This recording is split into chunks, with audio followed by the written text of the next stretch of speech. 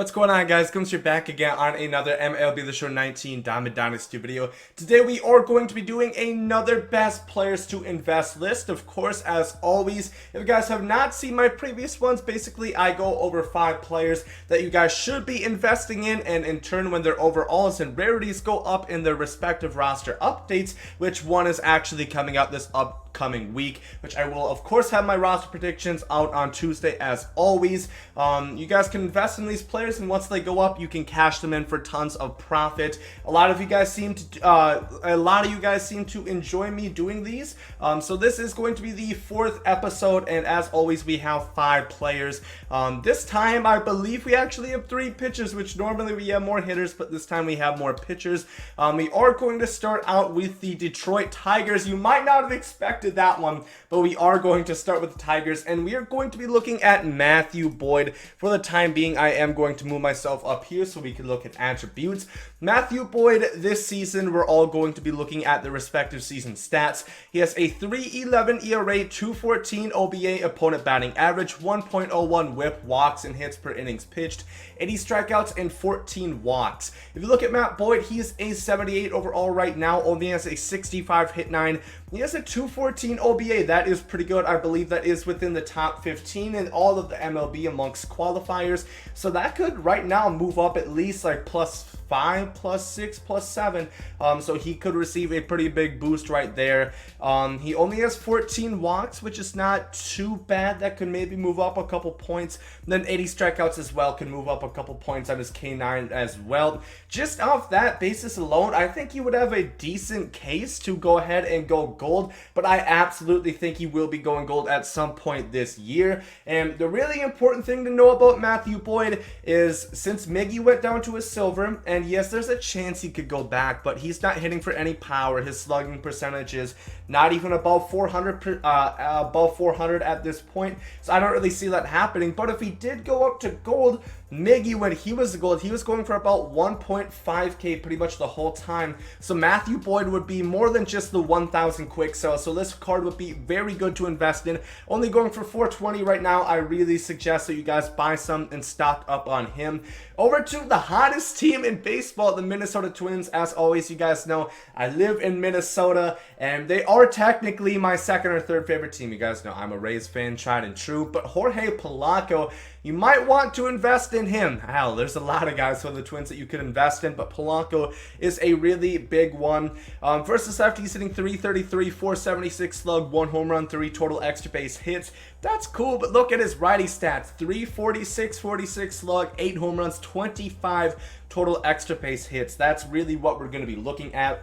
Jorge Polanco is a curious case because his defense is awful, at least on the game. I personally think it should get bumped up a bit. He's not this bad of a defender. Even if they got him to like 65 fielding, +5s on everything, I think that's going to be more accurate. I think they should do that, but then again, SDS usually doesn't do too many fielding attribute upgrades throughout mid-season. But I think Polanco in the next update could go up to like a 79 alone. He's been hitting out of his mind, especially versus righties. That power is going to move up a lot. 646 slug, and contact both ways I think is going to get upgraded a couple points. I think he's going to be gold at some point this year. If they decide to move his fielding, it's going to be sooner rather than later, but if they wait on that and he has to do it completely hitting, it will take him a little bit longer. He is going to 675 right now because the hype train on the Twins is so high, but if you guys buy some now, invest in him, you should be able to make a good amount of profit. For the Houston Astros, another one of the hottest teams in baseball,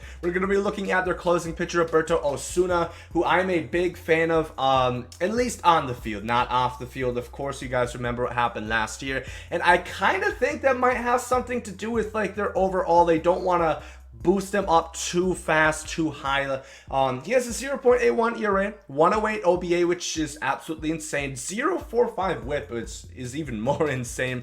21 strikeouts, 2 walks, and he's 13 for 13 on save opportunities.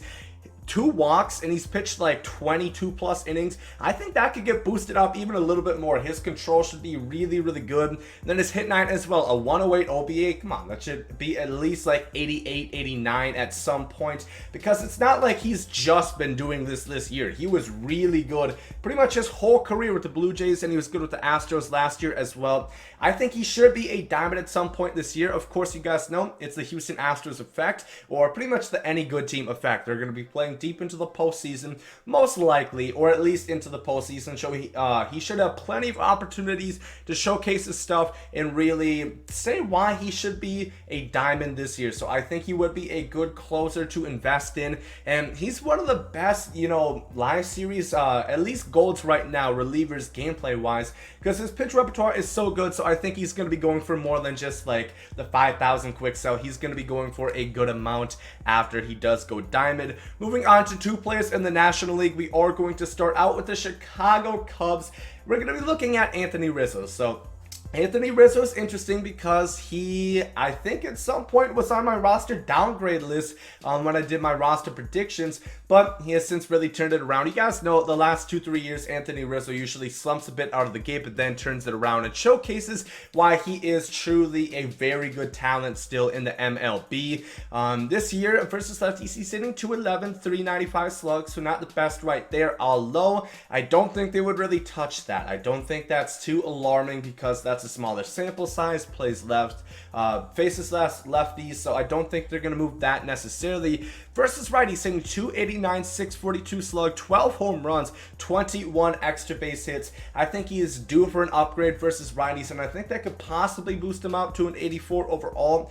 He has 28 strikeouts and 24 walks, so I think that is probably good as vision and discipline. But he's hitting 429 and 4 home runs in his last 7 games, so he is really hot right now. I think he was diamond last year. I think at some point this year he is going to reach back up to that 85 overall diamond tier threshold, and he is going to join, I believe, Freddie Freeman and Paul Goldschmidt as the only diamond first baseman. I think technically Cody Bellinger's listed as one. No, he's not. Okay, I guess they finally moved him, but I definitely think you guys should be investing in Anthony Rizzo. Of course, the diamond quick sell value is 5,000, so if you got him at 2.8, you could pretty much be making double profit, and I think he will be going over that 5,000 quick sell value as well. Probably about 6-7K, which might not seem like a lot, but if you buy him at 2.8, you're going to make some pretty good profit. So I'd recommend buying some stock in on Anthony Rizzo. And then finally, our last player is going to be over in the desert. We are going to be looking at Zack Greinke. He just did recently get moved up to an 83, so he's only 2 overalls away from hitting that diamond tier threshold. And you guys see, he is really cheap, so this is going to be one that you guys, even if you're not 100% confident in this pick, he's really cheap, so it's going to be a low tier investment. You're not really going to be investing too much into him, but I think he is going to be diamond this year. So pretty much, you guys remember, I believe it was in 2016 was the first year he came over to the Arizona Diamondbacks. He struggled. His ERA was over like 4.5 and his OBA was like 270, so not very good. He struggled, and he was diamond in MLB The Show 16, went down to gold, never reached back to diamond since. But this year he's has a 2.89 ERA, 206 OBA, very good, 0.87 whip, 67 strikeouts, and 9 walks. So once again, Zack Greinke is always one of the best in the league at limiting walks and not allowing people to get on base. I think his control could probably get a boost. I don't know why it's only at 70, considering his walk 9 is at an 84, and he's consistently one of the most accurate starting pitchers in the MLB, so I think that could get boosted off jump. He does give up home runs, so that is probably not going to move from a 53, but his OBA 206, his hit 9, should get boosted up to at least like an 82 in my opinion, because he, the last 2 years, has had like a 220 to 230 opponent batting average, which is pretty solid and better than a 75 attribute rating. So I think that should get boosted.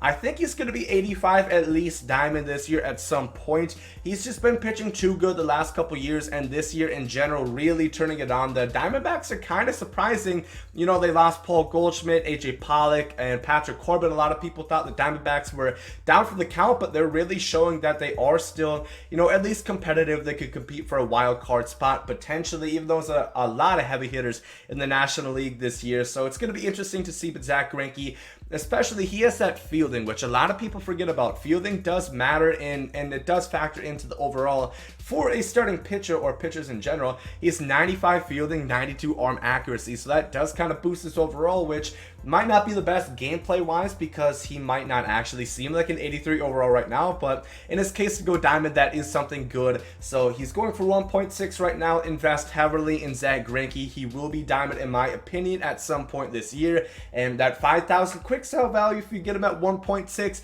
you're going to be making hella profit. So that is one guy I would really recommend it. All 5 of those guys are players that you should be investing in, buying stock into, and then in turn selling them once they go up in overall and cashing out for tons of profit. If you guys have your own thoughts and players that you think are going to go up in odd roster upgrades this year, let me know down below in the comments section. Let me know who you guys are investing in. Of course, remember, I have done 3 other of these episodes, so that's 15 players. So some of these guys I've already covered. That's why they are not on this list, such as Acuna, Joey Gallo, and so on and so forth. So don't say I'm sleeping on them because I probably already talked about them. But if you guys did enjoy this video, make sure to like down below. Hope you guys agree with today. There we go, some Zowdy.